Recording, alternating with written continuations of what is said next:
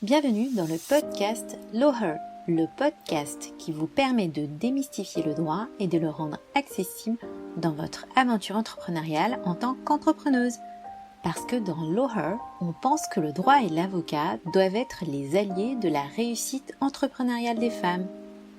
On parlera donc d'entrepreneuriat, de cerveau reptilien, de contrat, de sororité ou encore de Beyoncé. Bonne écoute à toutes! Hello à toutes, je suis Estelle B, avocate en droit des affaires et en droit des sociétés. Je vous aide à sécuriser juridiquement votre activité, à faire des choix éclairés pour votre avenir et à aligner votre réussite pro avec votre sécurité personnelle. Aujourd'hui, on va parler d'un conseil que vous entendez sûrement partout, un conseil simple, lapidaire. Répétez comme un mantra dès que vous devenez entrepreneur. Prends la séparation de biens quand tu te maries, c'est beaucoup plus sûr parce que comme ça, tu vas bien protéger tes proches. Est-ce vraiment une bonne idée? C'est ce à quoi on va tenter de répondre aujourd'hui dans l'épisode de cette semaine. Et surtout, on va se poser les bonnes questions pour savoir si ce conseil est adapté à votre situation. Alors, ce qu'il faut savoir, c'est que quand on parle de séparation de biens, on parle avant tout de votre régime matrimonial. Donc, ce sujet va vous concerner au moment où est-ce que vous allez vous marier ou si vous êtes déjà marié. Vous pouvez aussi passer le cap et décider à ce moment-là de passer en séparation de biens parce que oui, vous avez la possibilité de changer de régime matrimonial à n'importe quel moment. Et là, je rappelle, si vous n'avez pas conclu de contrat de mariage au moment de votre mariage, c'est le régime de la communauté légale qui va s'appliquer à votre relation avec votre mari. Donc, a priori, cette question de régime matrimonial va concerner votre vie maritale, votre vie de couple. Donc, le moment du mariage va devenir une composante de votre vie d'entrepreneur. Et donc le sujet, c'est donc bien la combinaison mariage et entrepreneur qui va venir, entre guillemets, compliquer les choses. C'est-à-dire que les règles vont être un petit peu plus difficiles à comprendre. Et donc de manière traditionnelle, ce qu'il faut savoir, c'est que la pratique courante, c'était de conseiller la séparation de biens dans les couples où un époux est ou devient entrepreneur. L'idée, c'était de dire qu'en cas de faillite de la part de celui ou celle qui est entrepreneur, l'autre époux reste malgré tout bien protégé comme il le faut parce qu'en fait, en cas de séparation de biens, il y a une séparation stricte des dettes de chacun restant tenu seul de ses propres dettes. Ce qui est particulièrement intéressant comme manière de protéger sa famille ou encore son ou sa conjointe. Ce qui fait qu'également, c'est souvent le conseil qu'on va donner à beaucoup d'entrepreneurs, professions libérales, quand elles décident de se mettre à leur compte. Vous aurez aussi remarqué que l'entrepreneuriat féminin, de l'autre côté, a également connu un certain boom ces dernières années et donc évidemment, de la même façon, on a conseillé beaucoup de femmes entrepreneurs à se mettre en séparation de biens au moment où le mariage est envisagé. Sauf que le sujet, c'est qu'il y a souvent un angle mort quant à la réalité économique de ces femmes qui sont dans l'entrepreneuriat. Il faut donc vraiment avoir une véritable réflexion quant à votre situation et donc faire un arbitrage en prenant le soin d'en discuter au préalable avec votre conjoint ou votre futur conjoint. Donc déjà, vous avez plusieurs hypothèses. Donc première hypothèse, vous savez déjà que vous allez réussir à vous constituer une rémunération intéressante car on vous a proposé d'être consultante, d'être membre dans un CODIR en tant que consultante experte et de fait, vous allez toucher une rémunération intéressante qui va vous permettre de construire vous-même votre patrimoine.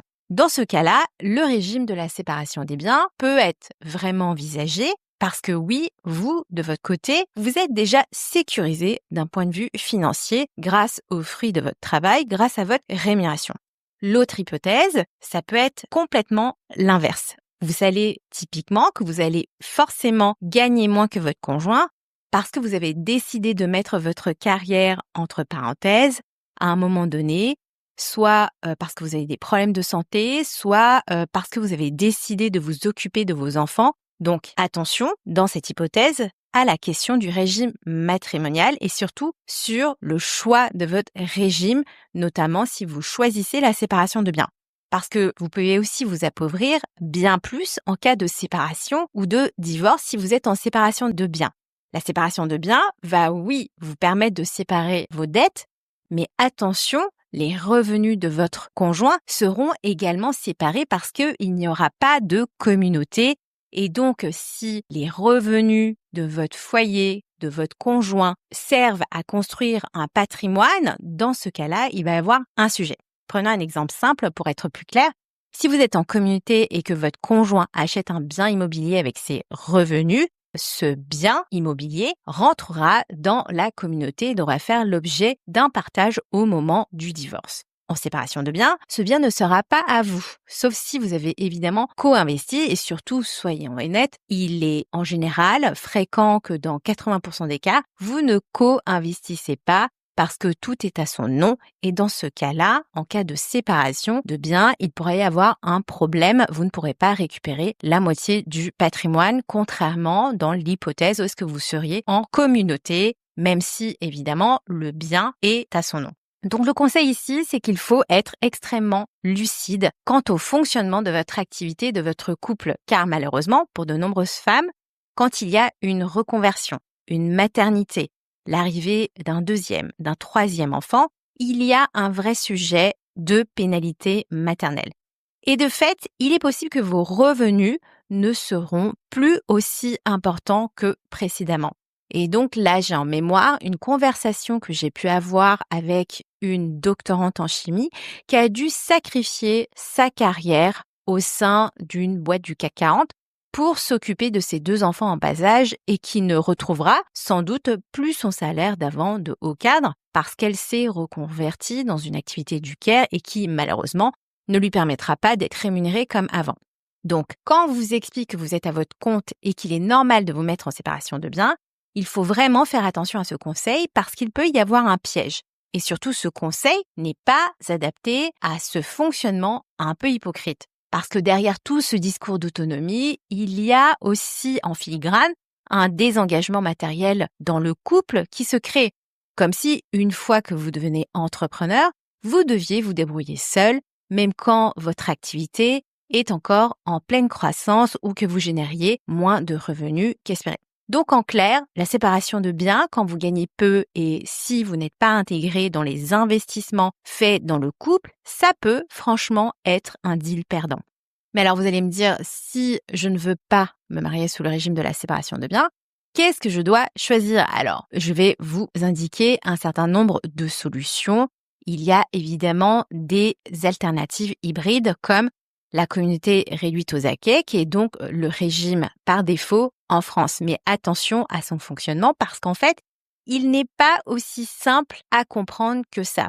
Donc, l'idée, c'est de dire, il existe donc des alternatives hybrides comme la communauté réduite aux acquets, qui est donc le régime par défaut en France. Grossièrement, tout ce qui est acquis pendant le mariage est commun, sauf ce que vous aviez avant ou ce que vous aviez reçu par héritage. Si vous gagnez peu, ce régime peut être intéressant pour vous protéger. Attention malgré tout, parce que c'est un régime qui n'est pas facile à comprendre. Donc, quelquefois, il peut y avoir des mauvaises surprises. Donc, moi, mon conseil, c'est quand même de vous tourner vers un professionnel du droit pour vous aider justement sur cette question de choix du régime matrimonial.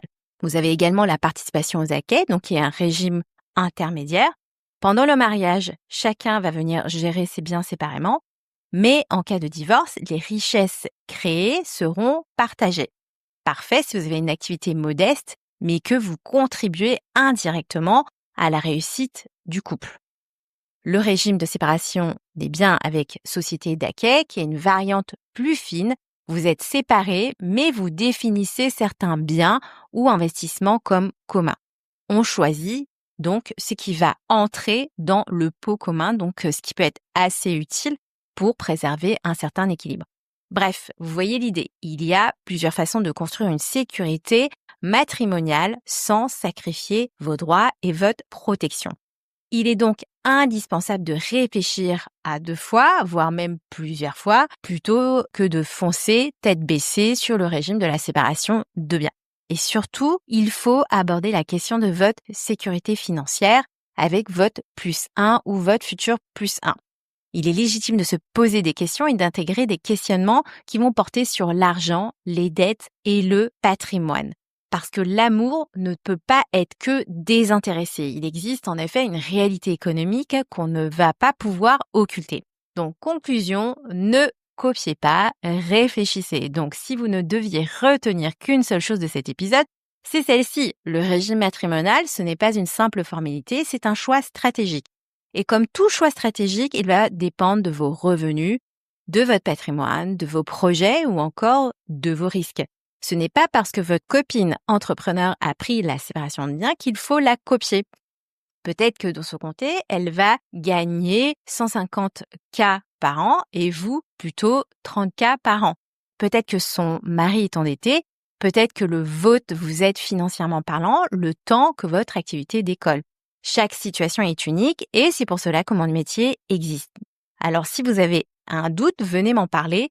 C'est mon job de vous aider à y voir clair, à anticiper et à choisir ce qui est juste pour vous.